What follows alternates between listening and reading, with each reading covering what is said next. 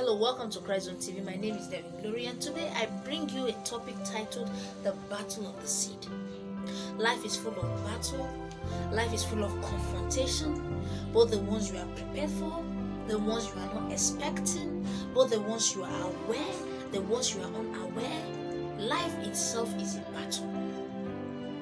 When you study the book of Matthew 13, 24 to 30, Jesus told the story about the wheat and the tares. Verse 24, the Bible said a man sowed a good seed in his field. But verse 25 said, while men slept, the enemies went and sowed tares amongst the wheat and went their way. Now the question is, why would anyone want to destroy a good seed? Why would anyone want to jeopardize a great destiny? Why are people fighting you? Why so much battle around you? It's no news that God's choice has always been the devil's target. Everything that God is interested in, the devil is also interested in. Even before the wheat grew, its enemy were already planted. They grew up to witness a competitor. Some battles that we are fighting today are far older than we are. You knew nothing about it. Some weren't even your fourth. You don't even know the genesis.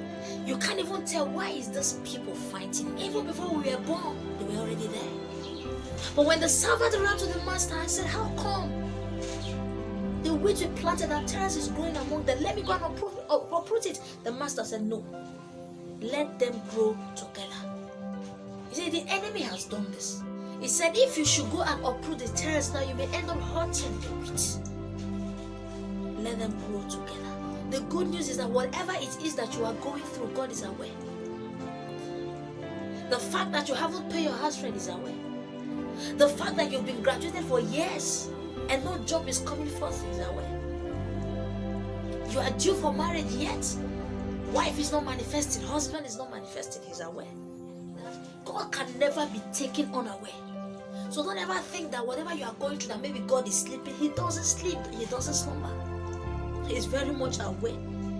But the good news is that he has plans for our enemies. In verse 30 of the Matthew 13, he said, let them grow together. When the harvest season shall come, we will gather the wheat and put in my barn, and we will gather the tares and set it in place.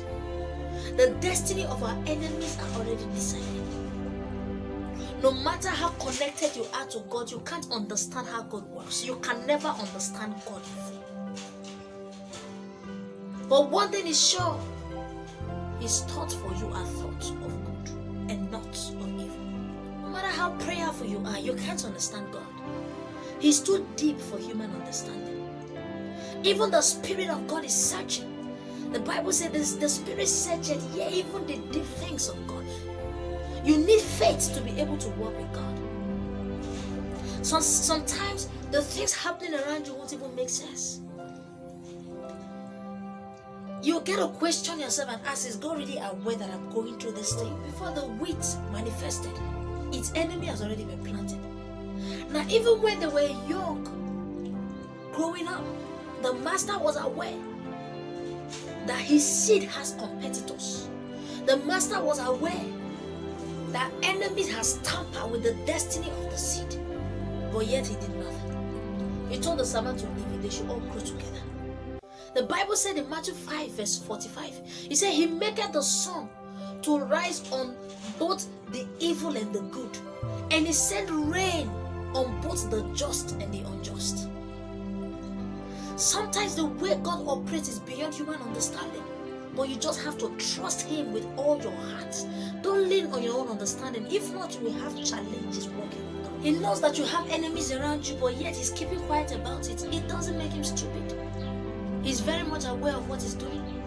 The Bible said in Psalm 23 verse 5, he said, thou preparest a table before me in the presence of my enemies. If there are no enemies, in whose presence will God prepare the table for you?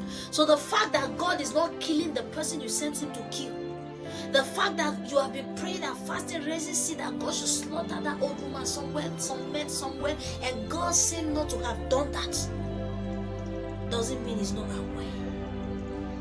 Doesn't mean he doesn't know about them.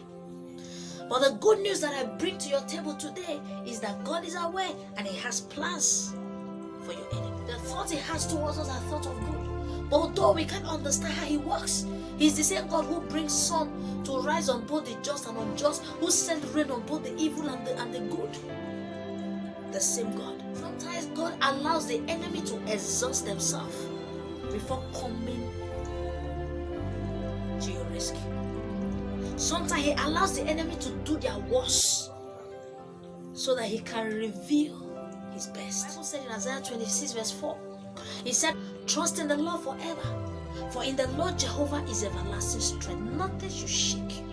The Bible said in Proverbs 16 verse 17, He said, when the ways of a man please God, He can even make his own enemies to be at peace with him. That shows He has power over the enemy.